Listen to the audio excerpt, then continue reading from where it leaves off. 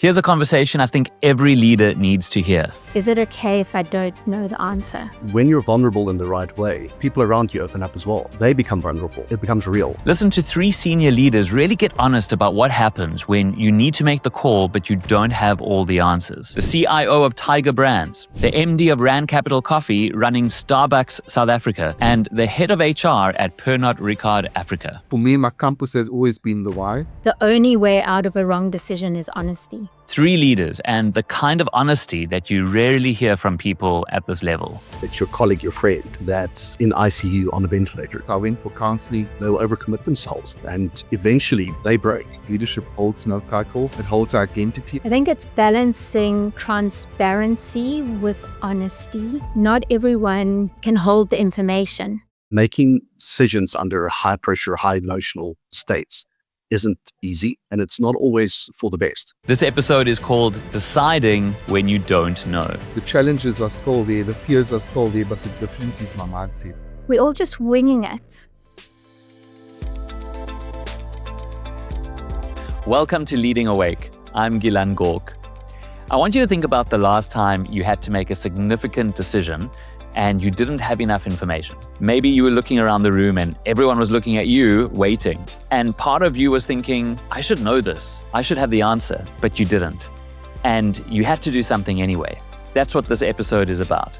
The moments where leaders have to act without certainty, where the pressure is real and where the gap between what people expect from you and what you actually feel is wider than anyone around you actually realizes. And by the way, if you're new to the show, a bit about me. My background's pretty unusual. I started out as a professional mentalist working with the human mind on stages around the world. And that path eventually led me into the world of leadership, working with leaders and organizations across the globe on what it really takes to see clearly and respond wisely under pressure. And that's what this show is about. It's about the inner game of leadership, the stuff that doesn't get talked about enough, and that's probably the stuff that matters most. And today's conversation is called Deciding When You Don't Know. For this conversation, I sat down with 3 leaders who've each been in that position and found very different ways through it. Leah McCrae is the managing director of Rand Capital Coffee and the force behind Starbucks South Africa. She's the kind of leader who brought a company out of bankruptcy through COVID, through load shedding and supply chain chaos, and at one point during that journey sat in a boardroom and said 6 words that changed everything. Is it okay if I don't know? And what happened next and what it taught her about vulnerability and trust is something that I think a lot of leaders need to hear. Eugene van der Merwe is the Chief Information Officer at Tiger Brands. At the time of recording this episode, he was towards the end of his more than 10 years tenure as CIO of AVI Limited. Now, during the pandemic, he was leading a team that had to keep essential services running while people literally feared for their lives. And he talks in this conversation about what it's like when the stakes are literally life and death. And the moment a close colleague ended up in ICU on a ventilator, that's when the decisions stopped being strategic and became deeply personal. And Devandre Lawrence, who is head of HR at Pernod Ricard Africa, he came into the corporate world from a disadvantaged community and with an identity he thought would never be accepted in an industrial FMCG environment that expected a certain look and sound from its leaders. He shares something in this episode that I think takes real courage, which is how imposter syndrome led him to counselling and how working through his childhood trauma is the thing that ultimately made him the leader that he is today. So we have 3 leaders, 3 very different journeys, and one question that they've all had to sit with.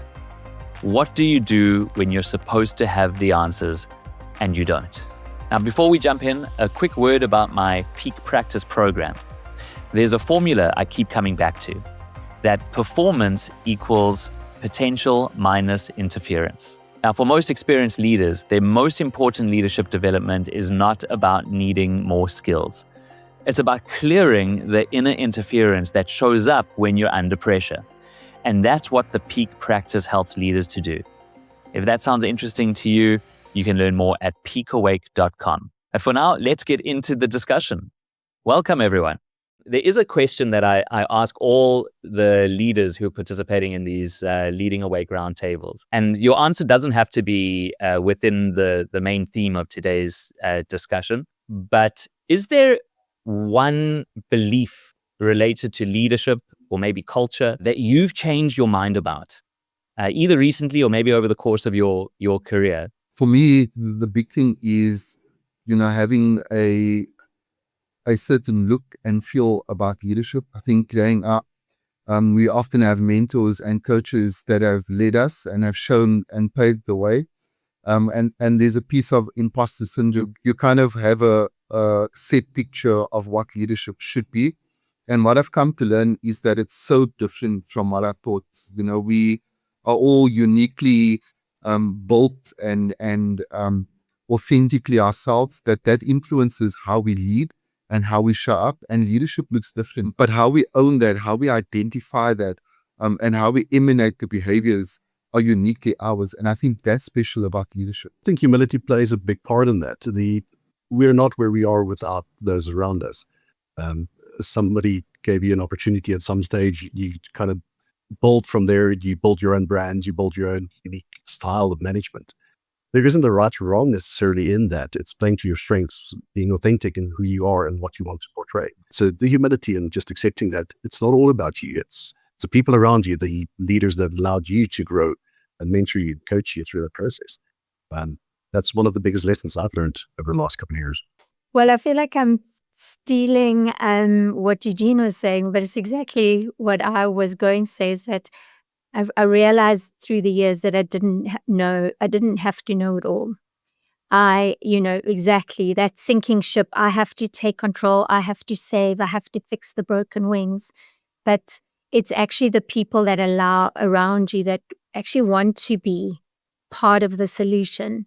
And if they come to the table and you confide in them, and they're the ones that help you through it. So, yeah. I'd love to hear from the three of you, perhaps a time when the pressure was high and you chose to show that human side, and what happened after you opened up to your team. I think many years ago, guys, I've been in business for many years. And I remember just sitting at a boardroom table. We were at Exco, one major top 50 companies in the country. And all these execs were looking at me and we were talking. And I think just being in my head going, I need the answer. I need to come up with something quick and fast. And I just sat back and I just asked, I said, is it okay if I don't know the answer? And the whole board just went quiet. I was like, oh my goodness, like, what have I just done here? And actually, that is where I feel like I even brought my clients in closer. I think it built so much trust within that space, because I so could have easily just rambled on, because we all have the gift of the gab and we've got to show up, and that was a vulnerable moment that, thank goodness, worked out for me. But it liberated me to go, it's okay, and then we can come back together and we can investigate, and that's when the collaboration and the trust comes in. And I think when I really had to think about being this vulnerable leader, because I call myself an intentional vulnerable leader.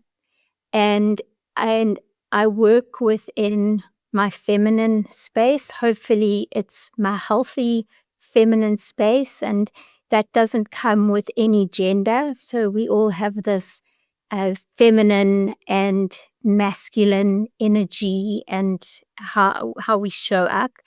But I've actually shed quite a few tears in front of my teams, where I've just gone, I didn't realize the pressure's just been high. And then, of course, you see them go, okay, what just happened? And then you got to give context. You go, I'm okay. This is just me. Can I just bring my humanness to the office today, because things are stressed? But the first time when I first came into Rand, and especially being more male, in a more male environment, and I just burst into tears, and I had to pull the team together, because we had brought this company out of bankruptcy, and obviously we had never worked in a normalized environment. We went straight into COVID, load shedding, water shedding, strikes, looting, our supply chain, our ships. We couldn't get stock in the country. We had to keep all these people employed. And I just burst into tears, and I said, and the only way that I could bring my team together is if we did it together. And I actually asked one of my team, my right hand, the other day, I was like, out of all the times that I've been really vulnerable, because it's been a few, which one stood out for you?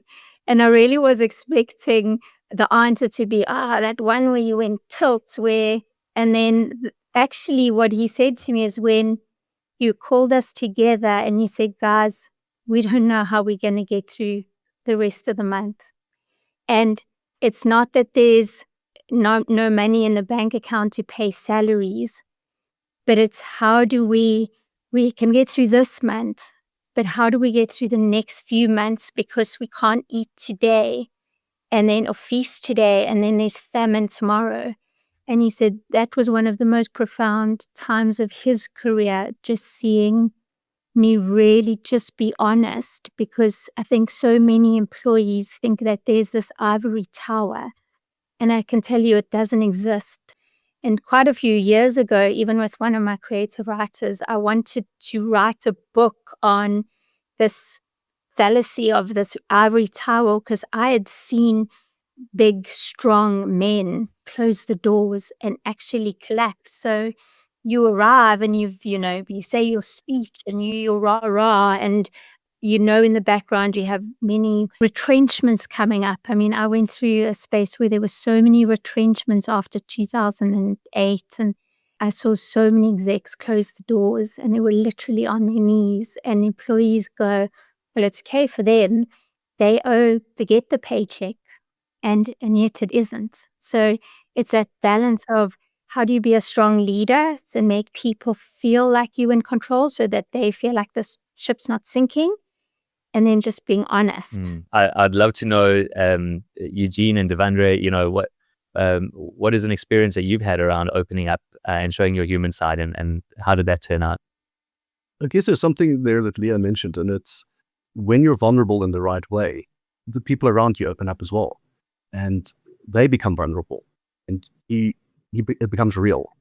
You can share your fears, and we're always seen in the leadership role that we have to be absolutely strong, know what to do, know what to say, and we don't. These are challenging times, and for me, one of the biggest wake-up calls, shall I say, was during COVID. We're an essential services company, so we had to work through the whole COVID process, and understanding how to bring people into the office or in the factories while they fear for their lives to a large extent. It's such an unknown.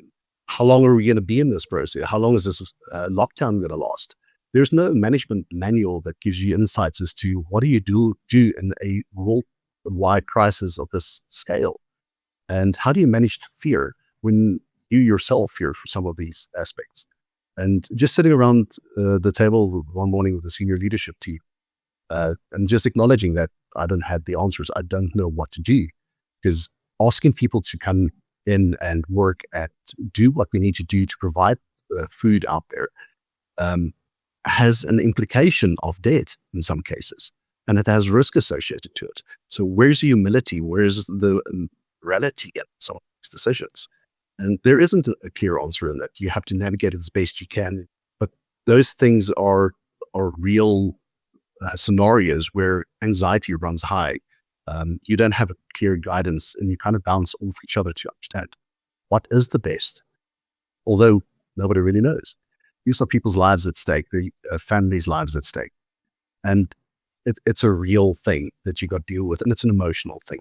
We had a very close, one of our senior managing directors fall ill, and it was a close call. It made everything very real. It wasn't something you read in the news. It's your colleague, your friend, that's in ICU on a ventilator. Those kind of things really get you, and it makes the decision process very real and very personal. And there's quite a significant emotional component attached to it. And making decisions under high pressure, high emotional states isn't easy, and it's not always for the best. You've got to be careful how you approach those things. But it was challenging to go through that and know that some of our decisions led to this. And this is what we know how to deal with. A lot of discussions we had were around how do we communicate? How do we make sure that our processes are transparent? And to also ensure that the people around us and people that we lead know what's coming, when it's coming, and how are we approaching some of these topics. And being as consistent as you can be, because it wasn't consistent. We would have a full lockdown in one moment, then we would have a relaxed lockdown and we shift up and down. We had stand-up meetings every morning discussing these things, doing our best to just keep up with the demand and the change in the macro environment, ensuring that those around us are comfortable and that we are comfortable with the decisions we're making. I guess the challenge ultimately was around how do you decompress after some of these debates, because it takes a significant emotional toll, having to be the lead in some of these areas and having to make these calls. And I guess that's where family and private time comes in, where you can let it out, because you can only be vulnerable to some extent when you're kind of having to lead in this kind of pressure space.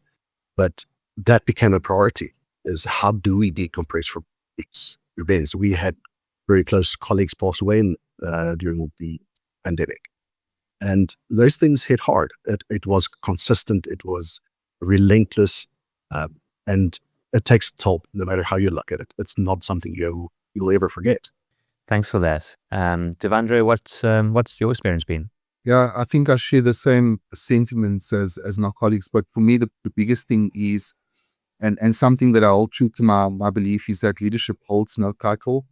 It holds identity, and identity is true for each and every one of us. Sometimes there's a facade in terms of how we show up when it comes to leadership, or how we show up around the boardroom, or when the spotlight is on us. We feel that, there's a certain look, feel, and sound that we need to portray, and that's not true. So the moment you can unmask all of that and really show up and be present in that moment as your true self, I think that's when you break the barriers. And when you move from leadership, not being title, but being identity and being vulnerable through relatability, I think that thing causes or brings about trust. So people are able to actually relate to you human to human. When I have the opportunity to speak up, like in a moment like this, people that are leaning in and people that are looking for that hope, that they're able to relate with the vulnerable side of me, and not just look at what is taught to us and what we were taught to know, but actually what is reality. So for me, my compass has always been the why. Why am I doing what I'm doing? What has brought me to this point? And what is the legacy I want to leave behind? So I'm always thinking about, a year from now, what is this conversation going to contribute to?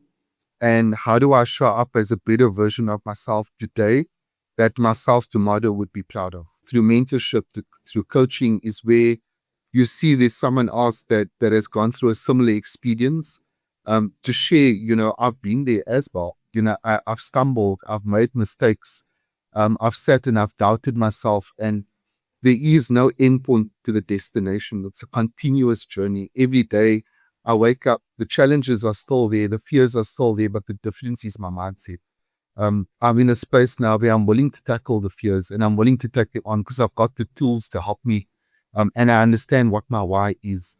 So I think leadership exists in each and every one of us. It's leading self, and if the opportunity arises to lead others, it's understanding, there's a shift, because it's not only about me. It's about leading self, leading others, and then leading work and success. So that's the leadership framework that I go by. But I think what's important is that when we have moments in rooms, that we don't whisper, we speak proudly, we speak loud, and understand that we're representing a whole group of other people standing behind us and championing us and creating future leaders. I had such an interesting round table a couple of weeks ago. One of the leaders, Ivan Merwe, he's the CEO of Kantar South Africa, and it was so interesting him bringing up some of the unconscious biases that he still has. This is the thing that he's championing. I wonder, how do you relate to that? So when you talk about dropping the mask and showing people, your humanness, let us into the the human side of Devandre. What's something that might come to mind there? Yeah, I think for me a lot. So, and the reason why I'm passionate about diversity, inclusion, belonging, is because I've come from a disadvantaged community. I'm a person of color.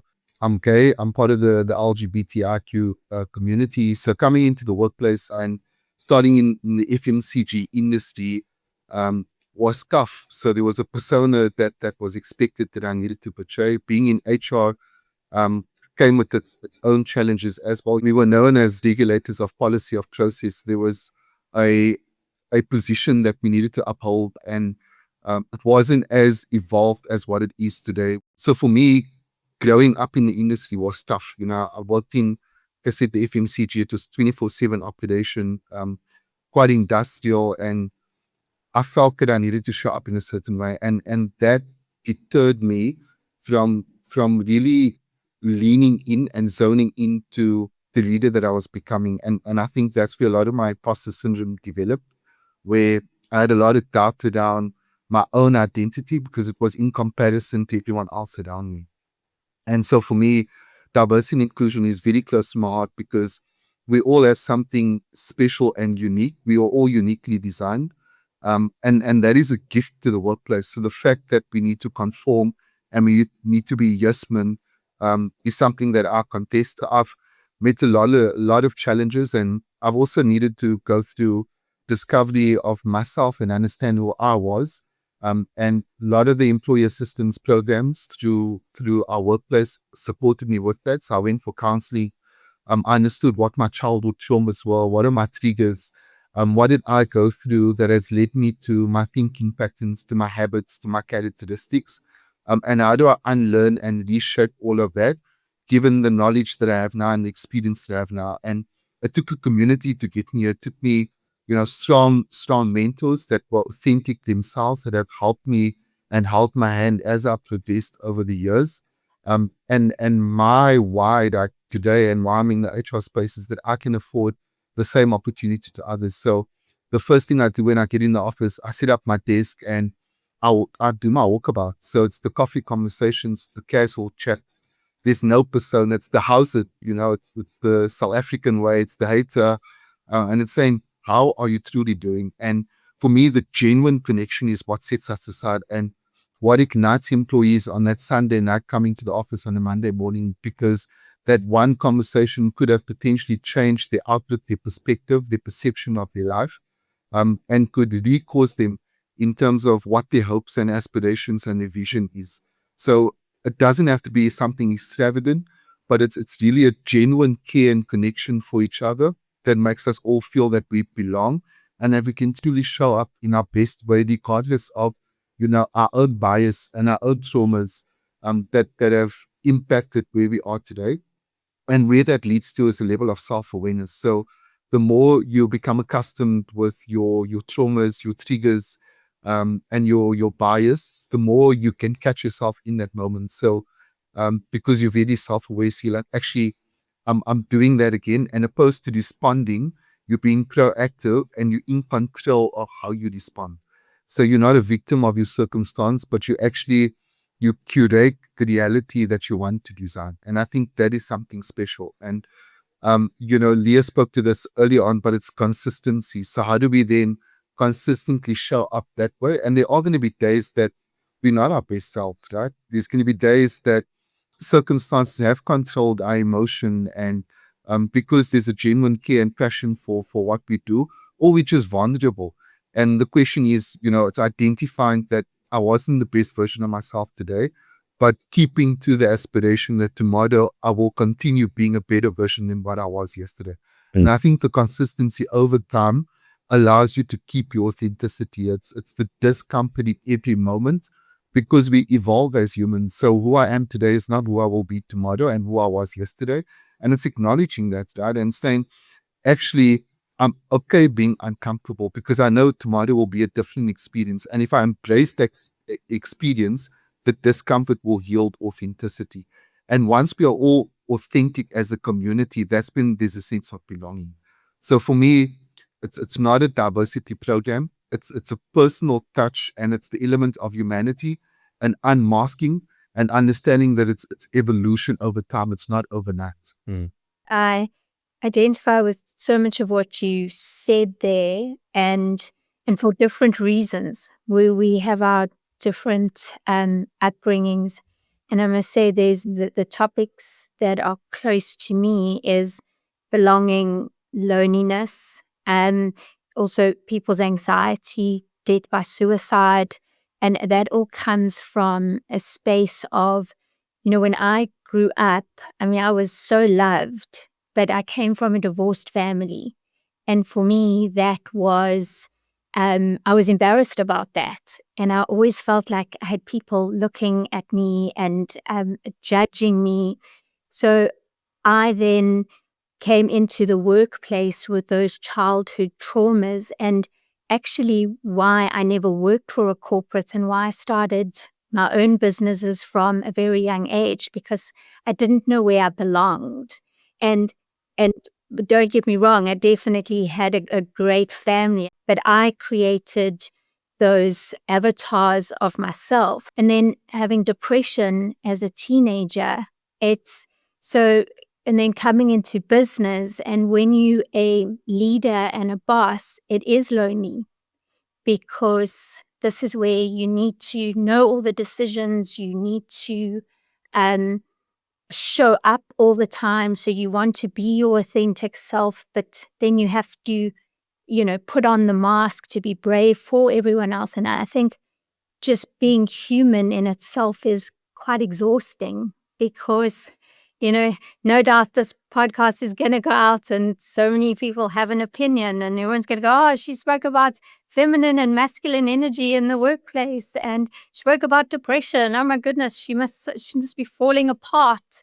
And then you've got people that go, oh yes, I relate to that. So we're constantly having to show up for different people that have their biases, their own opinions on everything. But I think the biggest thing for me is what I've learned is we can only make decisions, or we should only make decisions from our very core, strong value base. When you have to make these decisions in stressful times, you've got to pull those people that support you.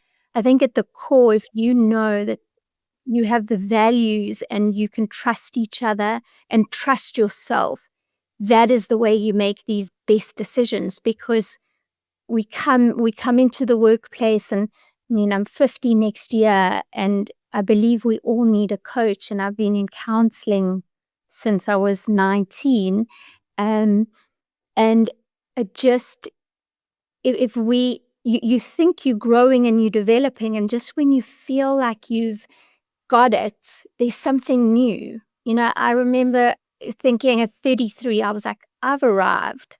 I've got my kids, I've got my business, I've got a husband, and we were still married at the time.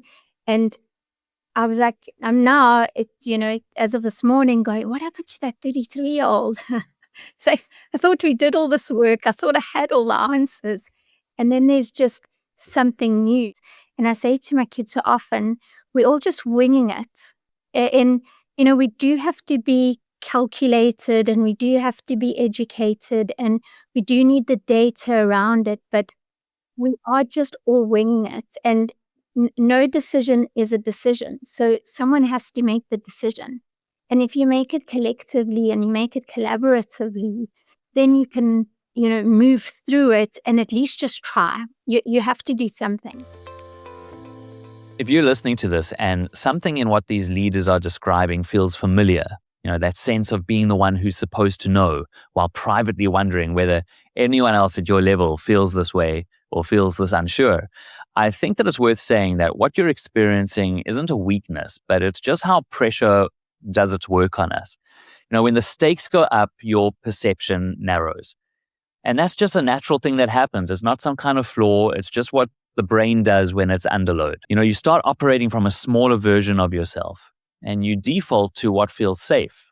or what's worked before, even when the situation in front of you is asking for something different. Your thinking might get faster, but less clear. You might get reactive and less considered. And the gap gets wider between what's actually happening and what you're able to take in. And that all happens usually without you even noticing. So that's the interference side of the equation that I mentioned at the start of this episode. Performance equals potential minus interference. And this, the narrowing, the reactivity, the defaulting to a smaller version of yourself, that is what that interference actually looks like in practice. The Peak Practice program is something I built specifically to help you clear that kind of inner interference. It's a 14-day guided audio practice designed specifically for leaders. And its whole purpose is to help you to reduce that interference under pressure so that you can actually access the capability and the capacity that you already have rather than operating from a reactive, narrowed place. The program and the exercises take just 10 to 15 minutes a day, and the leaders who've been through it say that the biggest shift isn't just in those big crisis moments, but it's in the everyday decisions where they used to operate on autopilot. So now they actually catch themselves earlier and they start seeing things that they were missing, and the positive impact of that compounds over time. So if that sounds useful and interesting to you, head to peakawake.com to join the program and our leadership community. But for now, let's get back to this fascinating conversation. I love how you brought in values there. And I think what you've just mentioned there also speaks to having those common values of that transparency and trust and communication. Pre-decision and Gillan, it's your pre-decision, and I say that to my kids. If your kids have values and they have a pre-decision that they will never take drugs, for example, when they are offered drugs or alcohol or in a bad situation, they will know what their answer is. And that is the same for you in business and as a leader. If you are very firm, and I'm not popular for standing in my values, let me tell you, it also comes with a lot of backlash because, you come from a space of strength. And yeah. In times of crisis, I think we kind of find ourselves in the position where we have to ground ourselves and work for our values and ensure that we make decisions that's sound for us. And it's decisions that we believe in. We've been through probably the top of mind at the moment, a cyber event about 18 months ago. And I've got a team that is absolutely committed. They will work themselves to the bone to ensure that everything is restored and safe, back up and operational. We run a fairly large business. Having to get everything done as fast as possible is always critical. But these individuals work for 24, 36 hours at a time. And you have to balance that as much as you can between time off, time on, and that critical deadline. And it gets to the point where the humanity has to be there.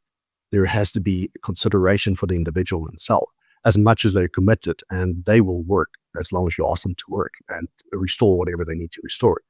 You've got to put that boundary in place. You've got to make sure that you are happy and that you are comfortable, that from a moral standpoint, an ethical standpoint, you're absolutely doing the right thing for them as well, because they will overcommit. They'll overcommit themselves, and eventually they break.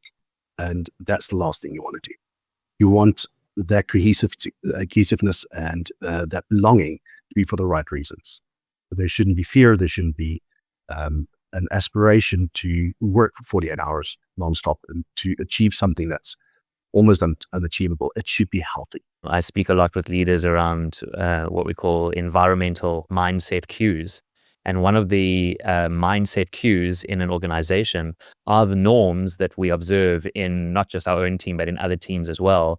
And those norms communicate what is valued. And so it just ties back to what Leah was saying around having values, so that, as you so brilliantly and aptly put, that in the moment, you kind of dug the well before you need the water. I think that is always such a line between trying to be liked versus being respected, and how if you over focus on trying to be liked, how that can be self-defeating in many ways.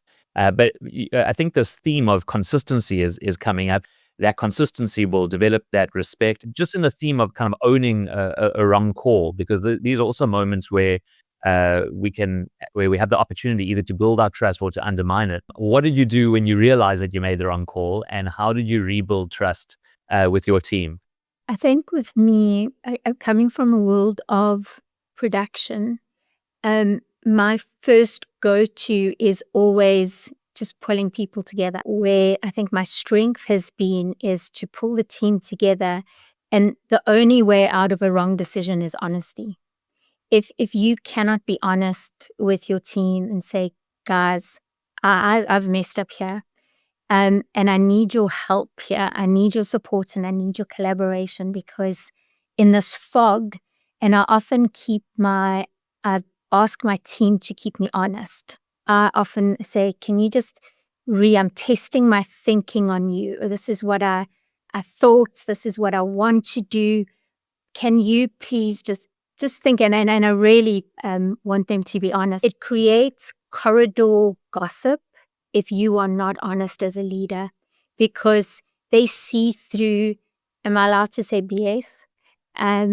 They're all human, and you then get employees that nod and they go, yes, because now they expect that you want them to be yes people, because you haven't allowed them to voice how they feel you should have maybe gone about it.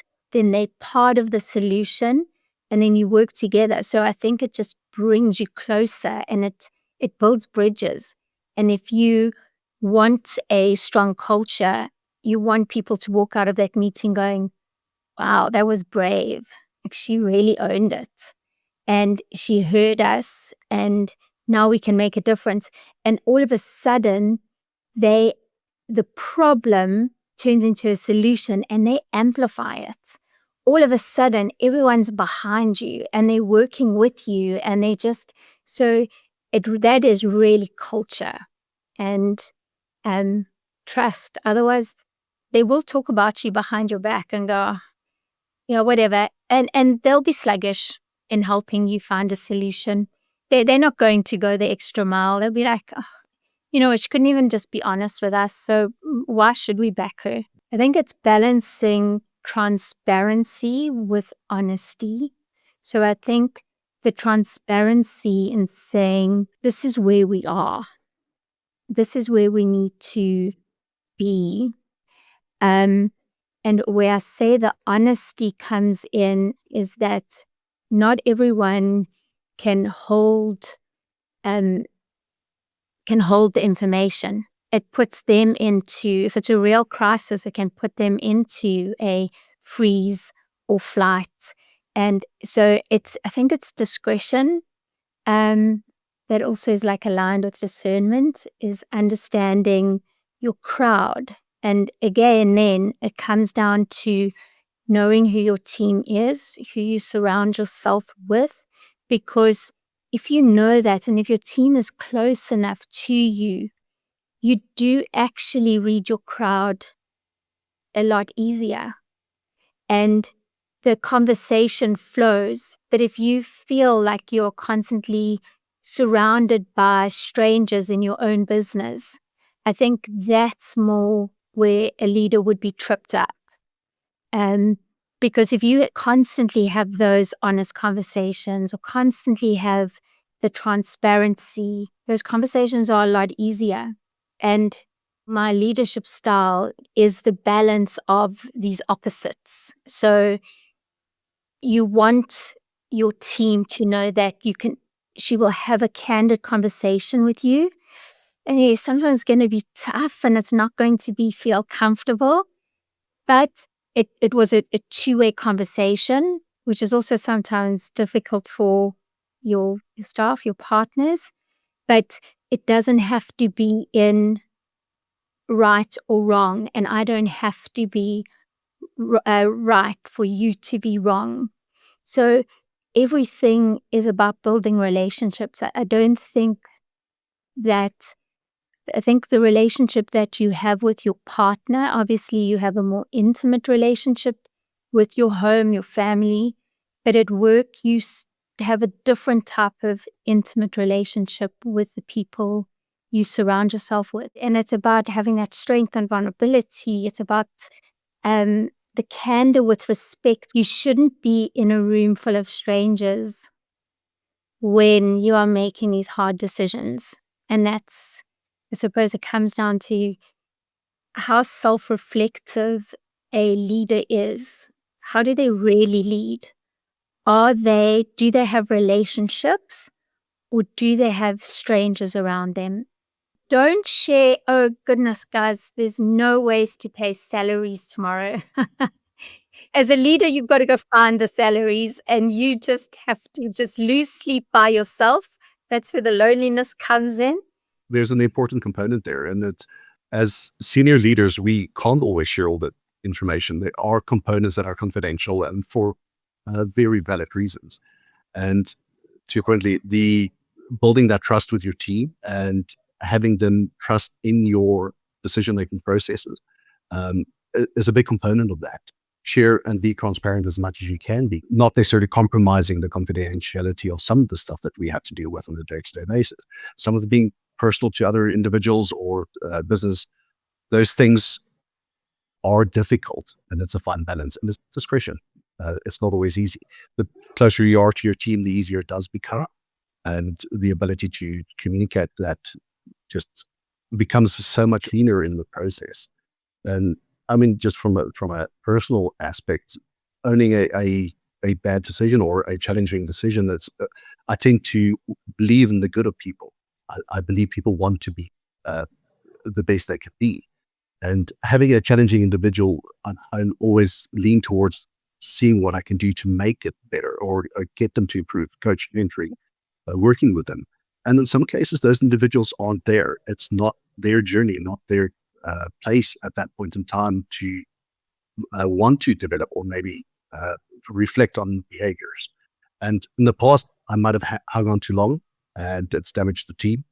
And just being open about the fact that it wasn't your best moment, it wasn't the best decision you made. You should have maybe acted earlier with some of the changes needed. Those are difficult discussions because it's people's lives, the individuals that they manage, and they have an impact on. And from a cultural point of view, those things have an impact. And you've got to be so careful to balance when people are not performing at their best versus when it's intentional. I think, and Leah spoke to this, is know your people. And, you know, we all deem safe environments differently. So whether it be I feel safe in a boardroom, I feel safe one-on-one in an office, I feel safe in a walking meeting, I feel safe at the barista station making a cup of coffee.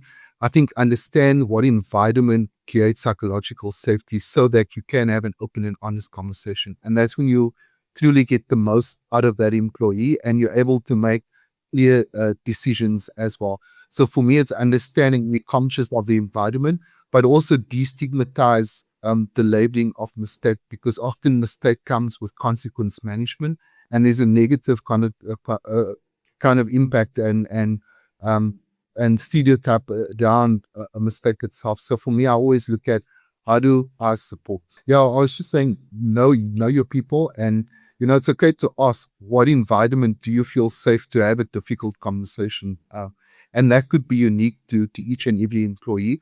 But I think the intentionality around it is observed and it's felt by that employee is actually they've taken the time to ask and they care.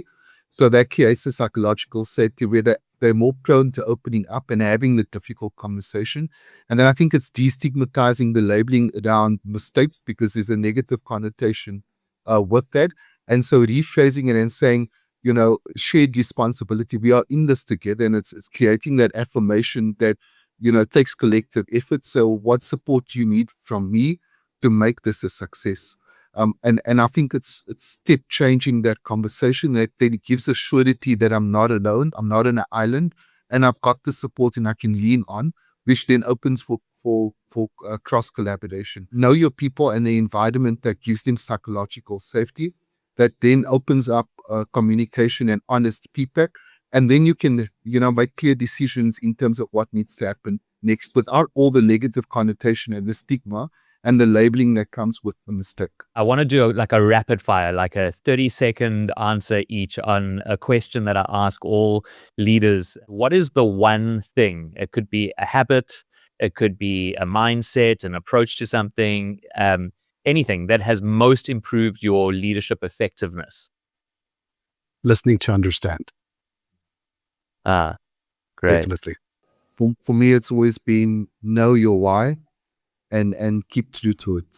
Yeah, it's teamwork and collaboration. There's a difference between bringing emotion to work and being emotional. And that is part of our humanness. And we just are all human. I only know how to be the Leah I am.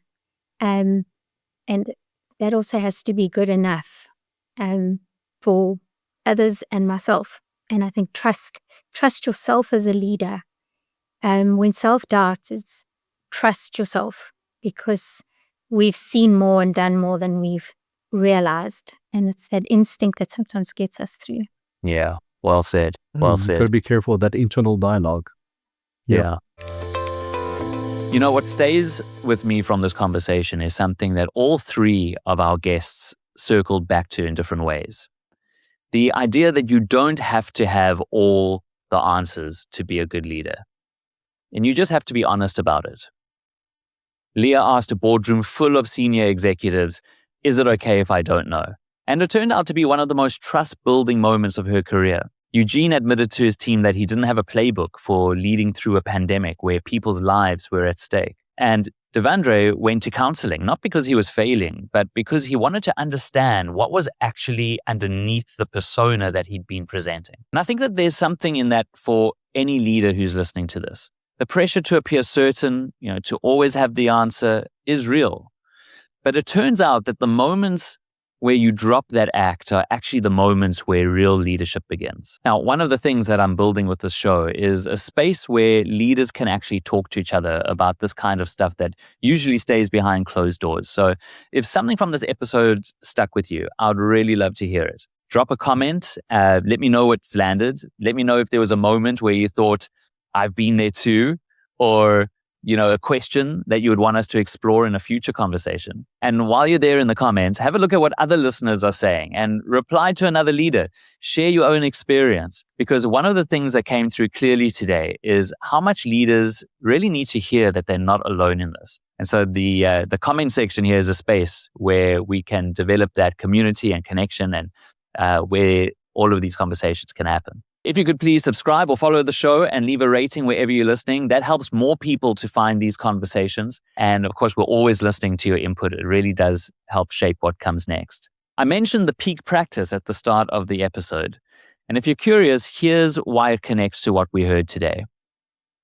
Every leader in this conversation had the potential, the experience, and the capability. What made the difference wasn't learning something new or getting some new skill. It was getting past what was in the way on the inside. The self-doubt, the pressure to appear certain, the narrowing of perception and bandwidth that happens when the stakes go up. The peak practice is designed to help you clear that inner interference so you can actually access everything that you already have, all of that potential when it matters most. It's a 14-day program, just 10 to 15 minutes a day. And you can head to peakawake.com if that sounds like something that will help you to succeed. Thanks to the three of you, and enjoy the rest of your day. We'll catch up soon. Thank you so much. Thanks, everyone. Bye. Ciao. Thank you again for listening to Leading Awake. I look forward to seeing you in the next episode.